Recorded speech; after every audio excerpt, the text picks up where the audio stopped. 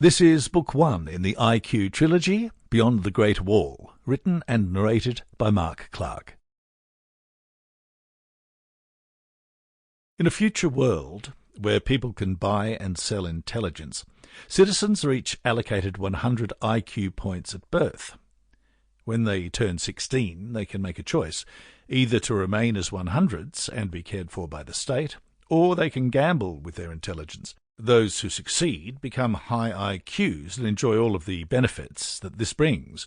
Those who fail lead squalid lives, and some eventually become I.Q. 30 glidiots, battling in the Glidiot Games in a pop-up maze, where they kill one another for I.Q. points and for public amusement.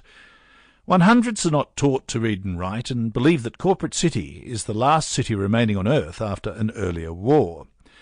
The city is surrounded by the Great Wall, a 10-storey construction that encircles the metropolis and separates it from the nuclear wasteland beyond.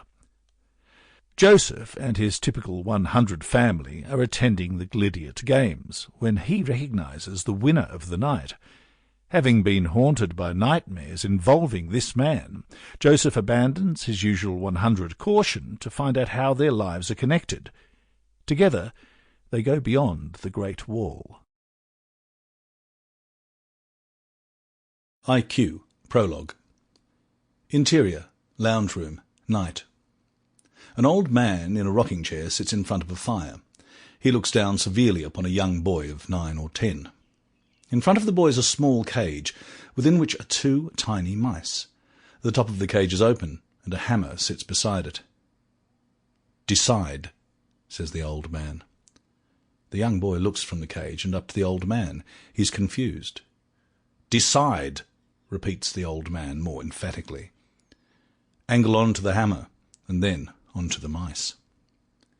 The boy is caught in a dilemma. He puts his hand into the cage, picks up the mice, and lets them go. He looks over to the old man for a response. Unexpectedly, the old man lunges forward with his cane and smites the young boy across the cheek. The boy is knocked sideways. As he sits up, he holds his hand to his damaged cheek. Blood appears through his hand. He begins to cry. "Don't cry," says the old man angrily. The boy stops. "You will learn, Paul, as I have learned and as your father learned before you, that mercy is a weakness of mind which affects only those who are uncertain of total victory, and believe me, boy, it will always come back to bite you." The old man sits back in his seat. The young boy sits at his feet, desperately trying not to cry.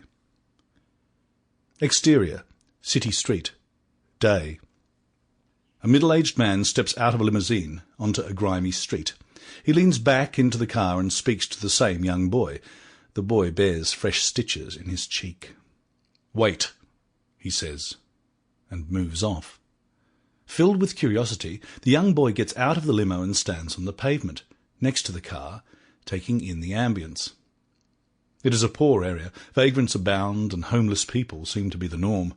A teenage boy in ragged clothes steps up to the limo. The young boy turns to face him. "Nice scar, rich boy," says the teenager. He opens a flick knife. "Want another one?" Before the teenager can act, 2 large bodyguards suddenly appear. They wrestle the teenager away from his knife and squash his face hard against the window of the limo. The middle-aged man returns. "Bring him," he says. Kicking wildly, the teenager is dragged into the building. Pan up to the top of the building. We see the letters I.Q.T.C. Interior, I.Q.T.C. Day. The teenager is strapped into a chair and a metal cap fixed upon his head. The young boy sits beside him. He also has a metal cap upon his head. Above them, behind a glass panel, is the middle-aged man. He speaks to the young boy via an intercom loudspeaker. "Remember, son, mercy is the only luxury that those in power can't afford." He smiles. Angle on to his hand. He twists a dial on the console and says, "And to the victor go the spoils." There is a loud electrical buzzing sound. The eyes of the teenager widen in extreme close-up. Interior, lounge room, night. The young boy's face has nearly healed. He sits at his desk, pondering over his school books. In the background, angle on to the empty cage with the hammer sitting on it. A sudden noise. Sample complete. Ready to continue?